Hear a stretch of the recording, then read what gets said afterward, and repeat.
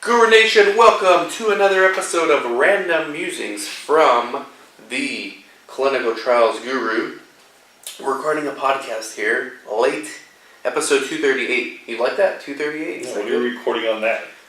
This is going on Instagram and Snapchat. It's just another way to get these people to, if they didn't ever listen to the podcast. So you're trying to drive traffic to this recording? Yes. 238? I'm manipulating people's actions. Oh, okay. If you want the textbook definition. Big manipulator. We're what else can you do? How else are we going to compete with the big boys and girls? It is 2019. That it is. Can't argue with that. Well, let's not get in trouble. Let's just start talking about... Would I take us down that road? Yes. Oh, let's just start talking about clinical research, everybody. Didn't know I would do that. That good? Okay. Sure. Clinical research. I think that's safer. Okay. So we have a book coming out. Shameless plug. I don't even know the title of it yet, honestly. But we're about 22,000 words deep. I'm thinking Comprehensive Guide to Clinical Research, because I want it to be more like a textbook. But then we're also going to have the audio book. Or I'm thinking something more playful as the title. What, clinical research for dummies? Something like that, but without getting sued by publishers. Very much sued. Something, like one of those two extremes, right? Right. I don't know. We'll figure it out. I think I'm liking the Comprehensive Guide to Clinical Research. Everything you want to know about research and then some? Well, if it's the Comprehensive Guide to Clinical Research, we can have a subtitle. Perfect for beginners or even non-beginners to learn about research. Sure. Right? Something like that. And the audiobook. So right now when you're listening, this is why the podcast is cool. Yeah, I got a plug. They get the behind the scenes. Plug. Yeah, go ahead. Plug it. Plug whatever you want. You obviously have to agree to this, but I think this would be a good plug. If the audience comes up with a title we use, they get a free book. Okay. I'm okay. The problem with me is not that idea, it's the time. Sure. It has to be in the next 4 weeks, within. Okay, so if you're watching that or listening, send me an email, dan@theclinicaltrialsguru.com with the subject. Put it in the subject, book title. Yeah. Alright. Yeah. And if it's used, free book. Free copy. It's actually a really good idea, Chris. Alright. And if I don't like any, nobody gets a free book. That's right. You gotta buy it. But we got some special promos for anyone subscribed to the email list. Mm-hmm. So right now when you're listening to this is why the podcasts are cool. It gives them behind the scenes glimpse into what we're doing. Right. It's February 19th, 2019. We want the complete rough draft done by March 1st. It's currently, then we're going to get it edited, and it'll be done by April 1st. April Fools. And then I don't want to launch it on that day because I'm superstitious. But we will launch it sometime in April. I'm being serious. April 13th. If that's a Friday, no. Yeah, hopefully. Check your calendar right now. I doubt it, because last year was Friday the 13th. What's wrong with April 1st? It's April Fool's. I don't want people to think it's a joke when I send a mass email. Oh. Because our offers are going to be so good, people are going to think we're joking. So I don't want that. Alright, were you checking what it is? April 13th is a Saturday. Damn, missed it by one day. So, people get to listen in, look in. This is going to go on YouTube also. And I actually forgot where I was going to go with that. But we're in the process of writing a book. And, here we go. We're going to have an audiobook component. This is true. So as soon as the book's done, you and I are going to rent a audio, I don't even know what they're called, recording studio. Yeah. Kobe knows someone who owns one. So we're just going to rent, hopefully it doesn't take longer than a day, but it might take 2 days. We're going to have a videographer in there filming the whole thing. And who's this going to be? Either Finally or Dominique. I don't know, whoever's available on Chargers Less. Good. Or Kobe. Kobe will do it for free. So I'm leaning towards Kobe right now. The audiobook's going to be you're almost going to have to buy both. Because the textbook, we wanted to keep it serious. It's an easy read. A lay person can pick it up and understand. But we can't go off script in the textbook. and go off on tangents like we do here on the podcast. But on the audiobook, that's what we're going to do. We're going to read it, and then we're going to stop at certain parts that we want to talk. Mm-hmm. Go completely off script, talk about real world experiences we've had with that topic. It's going to be great. People are going to have to buy both. Not have to, but I hope that you buy both. They will want to buy They're going to want to buy both. Thank you. So anyways, enough of that, but you should all be looking forward to this book. Subscribe to the email list for more info. You'll be hearing a lot more about it soon. Me? You're looking at me. You mean You'll them. be hearing a lot more about it too. Them in the podcast world and them on YouTube and Facebook and probably just those two worlds, right? Yep. And Instagram world. So today's podcast is going to be the 3 main reasons why a site fails, right? So I'm going to give you the 3. Lack of studies, lack of patience, lack of quality / staffing issues. And you can even add a 4th, but it's not as catchy. Physicians. Lack of physician. Lack of a PI. Well, okay. If you have a PI, if you have a site, you have a PI. Sure, but what if your PI says I'm out of here, I'm done? Right, so let's add that 4th one then. Lack of PI. Or lack of physicians behind, right? Which you can argue is part of the staffing issue too. Yeah. That's why I like that. Surely happens. So let's go. First of all, do you think anything's missing from this? I thought lack of PI, which we now added. Right. Well, that's part of staffing too. But okay. Sure. Obviously, people are listening or watching are going to be like, "Well, it's always about money." Yes, money is everything, but these all relate. That all captures revenue. Right. So, all right, let's go first. Lack of studies. Let's say this is how a site fails, right?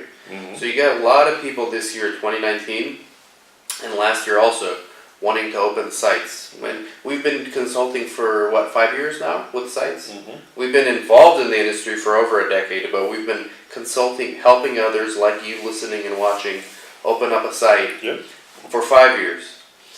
We've already seen people go out of business. Now, luckily, we've seen many be very successful. Yes, but I would say this year you're less likely to go out of business than most any other year. Why? It's just very busy this year. Why? There's a lot of studies. Why? Economy's good? I don't know why. I don't know either. I just wanted to see how far you can You go. want to harass me, huh? I wanted to see how far you're willing to go with that.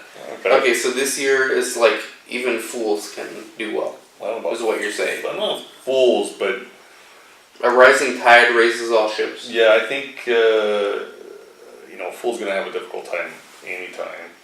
But But this year is very forgiving. more so than most, yes. Okay. More so than most. So yeah, I think if you're gonna start a site, this is the year to do it. But back to what I was saying, we've been doing this for 5 years, and we love to talk about the success stories. I even interviewed them. Right. Hey, this person went from 0 to 2 million in 18 months. This we made them a millionaire. Some of these sites do better than we do. We get jealous. We get a little jelly. I actually don't. I get a little jelly, but then I'm like, you know what? But their ingredients. Everyone has different raw ingredients, right? Yep.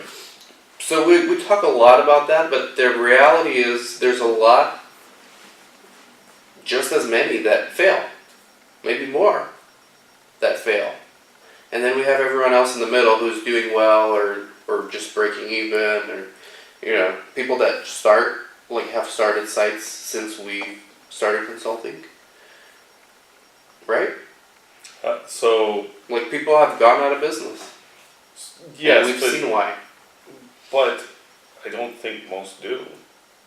So so explain that. So the ones that have gone out of business, it was due to one of these reasons: lack of patience. Oh yeah, absolutely. Okay. Of course. Lack of staffing, and this includes those CRAs that try to do both. I think it's a bleed over. I think it's a bleed over, but I think lack of time for some. Right. Lack of quality / staff / systems. You can put. Right. Let me revise that / systems. Because we have a lot that are still operating as CRAs. Yes, I was going to go there. We got and so many CRAs. So you get lack of time because they're still working as a CRA, and it requires 60 hours a week of their time, full time, and then they're trying to run a site, right? And trying to be the coordinator at that site. Something's got to give, and they go back to what they're comfortable with. Right. Right? Yeah. Because this is a risk. It's more rewarding, We've seen go on a that. site. Seen that happen like 3-4 times.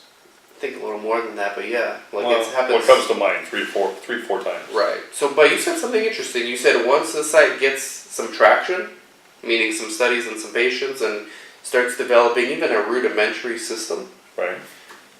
it's kind of hard to go out of business, right? Well, it's more difficult. So why is that? What is it about this industry that is so forgiving?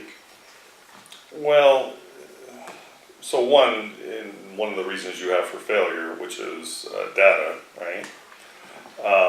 If you're doing exceptionally well at the other aspects, that really plays no consideration.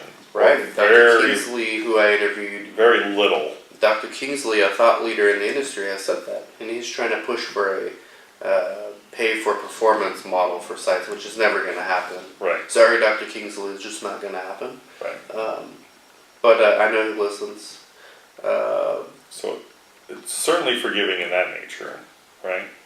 But you can't So just, you can get away with lack of quality for the most part, as long as you're enrolling patients. yeah, so as long as you're doing well, and sometimes, you have to counterbalance the two. So if your capability of gathering data is horrendous, like awful, Mm-hmm. then you need to be doing the opposite of that on the other end of the scale as far as recruitment, right? You need to do exceptionally well, like one of the top enrollers, Okay.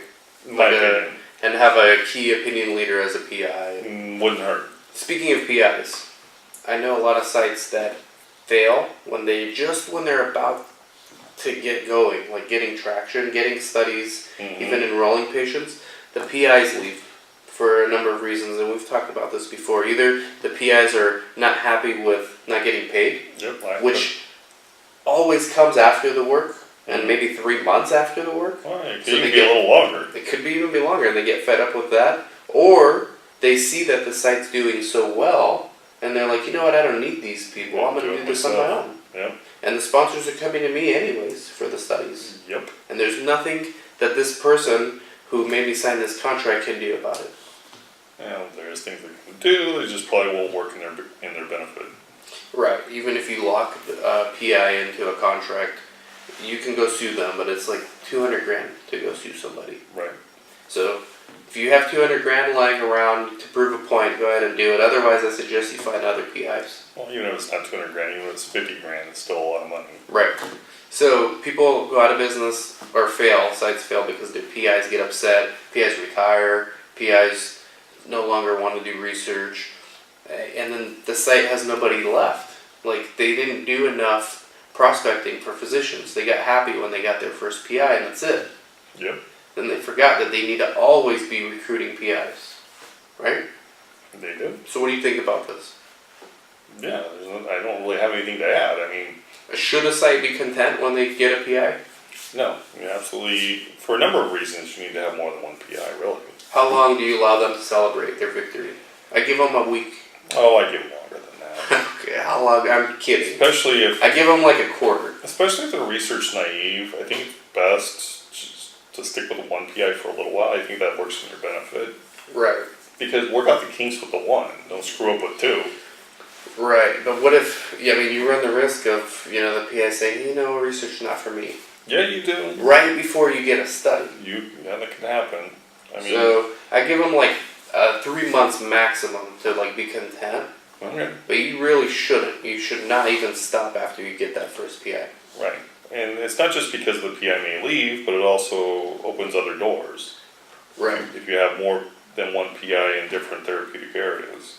Yeah. Now, with the one PI, I read this, I subscribe to this summary. It's called Blinkist. Called No, what? they're not a sponsor or anything. Blinkist. It's like a book summaries and an app. I pay for it. It's like Oh yeah, $80 a year. I think I've seen that. It's like $80 a year. It's really cool. So I read a summary of the lean startup, Okay. and I did a 1-minute video on this last week. But it talks about startup companies. Rather than having the owners overthink things, it really boils down to having a minimal viable product. And for a research site, that minimal viable product is getting your PI. And then getting a study for that PI and getting patients. Sure. That's your minimal viable product. Now that doesn't mean you stop there once you have that. It means now you have a product to figure out a system for you to build on top of. Yeah. Right? Sure. Should sites focus, I believe the sites should next focus on, after they get some studies, obviously focus on getting patients for those studies. After getting that first study, get If you want to patients. get paid. Yes, but like building systems, first get the Sure. biz dev, get the patients going. Quality, as much as I hate to say Well, it, I would say your best bet is to have an idea on how you're going to get patients before you even get into business. right, make sure, or before you even get your PI, like have that discussion with the PI. Yeah. Are you contributing patients? Okay, because that's going to affect how we're paying you, like a higher percentage if you refer patients. If you don't have your own database of patients, and I have to go, me as the site owner has to go recruit, well, I'm going to pay you less. Yeah. Right? So that, as much as I hate to say it, and maybe people will hate us for this, quality is like last thing to worry about. You got to worry about it. It's very important. It does make a minimal difference, right? Well, I think it makes a large difference if you're not a great enroller. Yes, I think it makes a large difference. I agree with you. But let's assume you are. Sure. Then it makes no difference, or very little. And at some point, you've got to work on your quality. But I think you have a year to figure it out. Sure. You have a year to figure it out. So your first year, you should be working out all these kinks, building these systems. Work on your quality, have SOPs. We do that for our clients. We give them SOPs. We try to pour gasoline on the fire. They have a little kindling. Sure. We pour some gasoline on it. But quality is important. But I think from these three things, even though it's on the list of reasons why sites fail, it's like grouped in with staffing and lack of systems. Well, there is a concern, right? And others agree with me too. Dr. Kingsley is one. I agree, but just from practice, I've seen where we've had clients who are good at enrollment, but they get put on screening holds, right? Yeah. Because they're new, they're research naive, and they're saying the wrong thing. Yeah. I'm not going to name any names. We have a client that was doing well in enrollment, and about 3 months into the study, somebody at the site mentioned that everybody shares passwords. Wow. Oh, do I know this person? Yeah. Are they still doing business? Yeah. Okay. So. Well, that shows you right there. They committed like a cardinal sin in research, and they're still in business. But they lost that study. Sure. And they were a good enroller. But they're still in business. So I'm saying you can't just be asinine. You can't. Right. You can't just do ridiculous things. That was stupid. Yeah, they just didn't know. Right. I didn't know I had to inform them, unfortunately. I think it can be blamed a little bit too. That hey, you can't share passwords, right? You have to have quality. You got to pay attention to that, but well, that's not quality though. Really, that's more just kind of a rule, right? It doesn't have anything to do with data, other than it's a lack of systems, though. Sure. And you know what? Quality could, as much as I don't want to downplay quality, but as I suggested, obviously that could be your last one that you fix, the last system in your business. Yeah. You need to have at least a minute amount of quality, right? Yes, you have to have a minimal threshold.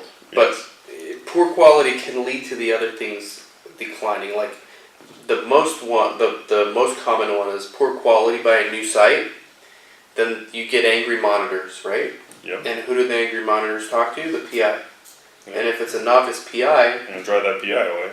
you're gonna scare the PI away. We've seen this happen before too. Yep. They say, I don't want this, and on top of all this, I've yet to get paid. Yep. Screw this, Chris Sauber, I'm out of here. Yeah, and very well could happen. And now you get a real problem. You already have a problem.